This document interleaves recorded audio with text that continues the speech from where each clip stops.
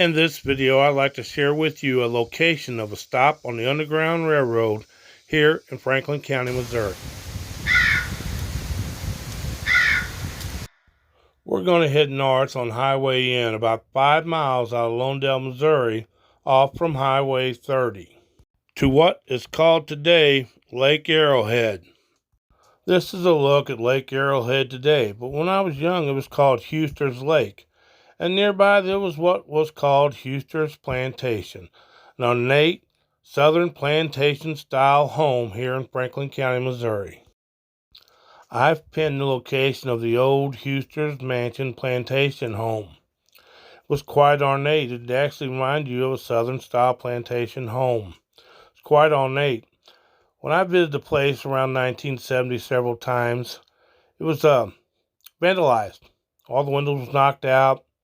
It was tore apart quite a bit. Two-story, though, quite amazing. What I do remember is the brass hand knobs, doorknobs, brass window hardware, and over the fireplace was a huge white piece of marble, a really ornate plantation home. Well, I always thought this was just a slave plantation. Well, as I got older and read a newspaper article, it was actually a stop on the Underground Railroad. Quite an exciting story, I thought. And I also believe we figured out where they hid the slaves on the Underground Railroad here in Franklin County, Missouri. While coon hunting near Huster's Lake, my father was one evening long time ago, his dog struck a track and run it north of the lake up to a little rock outcropping. As he approached the rock outcropping, he could shine his light down in there and it opened up.